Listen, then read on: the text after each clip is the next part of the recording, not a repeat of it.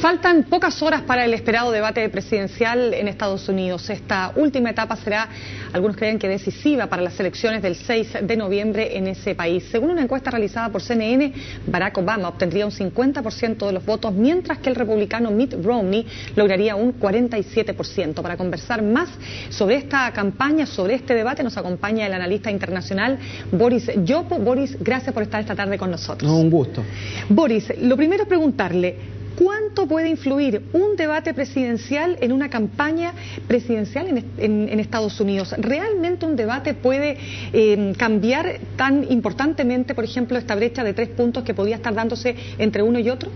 Bueno, tiene que suceder algo bastante dramático para que un debate provoque un cambio en los números que hoy día conocemos en Estados Unidos. Quien tiene hoy día el mayor desafío es el candidato que desafía al presidente Obama, el gobernador Romney, porque como sabemos en las encuestas el presidente Obama está arriba en las encuestas por 3-4 puntos, pero más importante que eso, está arriba en aquellos estados que son muy decisivos para la elección. En esos estados como Ohio, Florida, el presidente tiene una ventaja entre 6 y 8 puntos.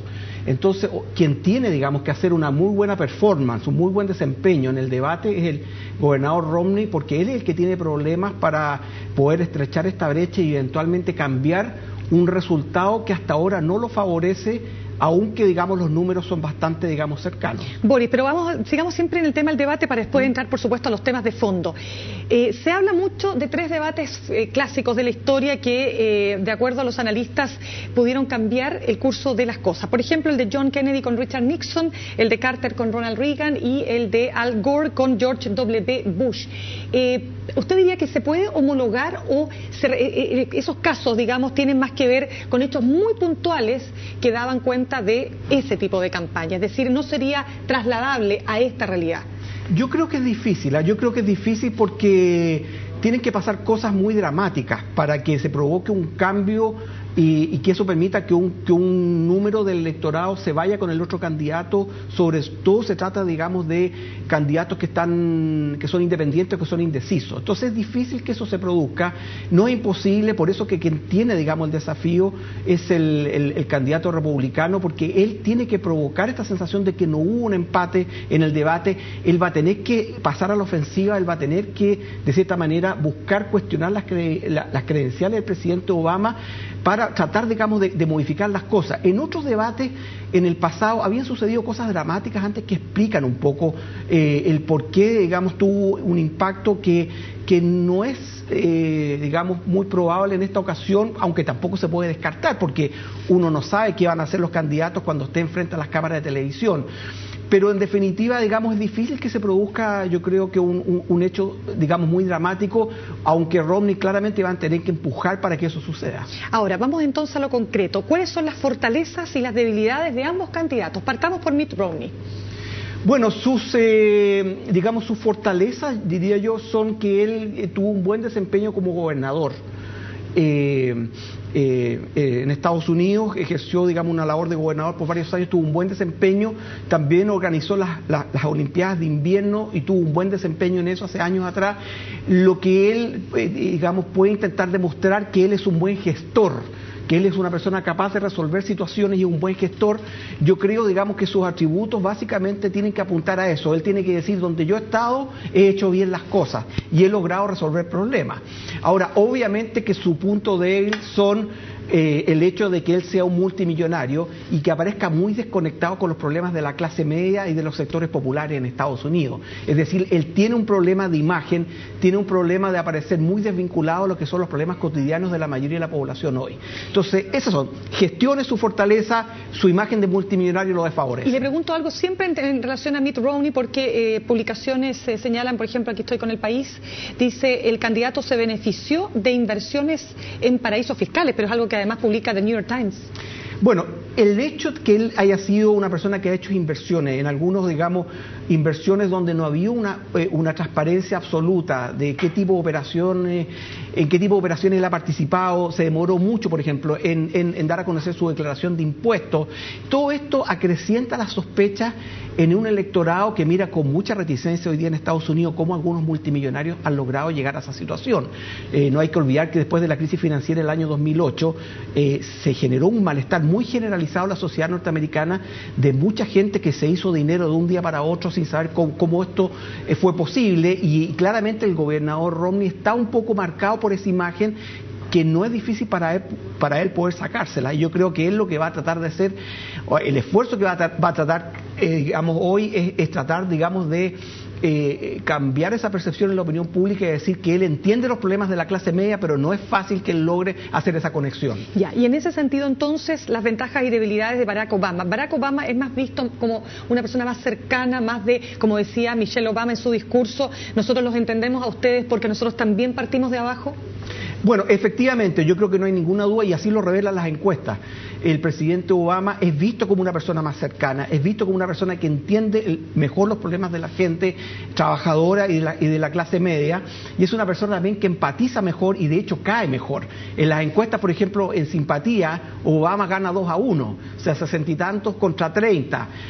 Entonces, claramente hay una cosa de simpatía, de empatía y de provenir, digamos, del grupo mayoritario que hoy día es el que vota en Estados Unidos, porque efectivamente Obama y la primera dama son personas que surgieron con mucho esfuerzo y son parte de la clase media norteamericana que surgió. Entonces, claramente tiene una mejor conexión con la clase media y eso sí, digamos, que lo favorece. Y en ese sentido, los otros atributos, y vamos también, por supuesto, a las debilidades, ¿no?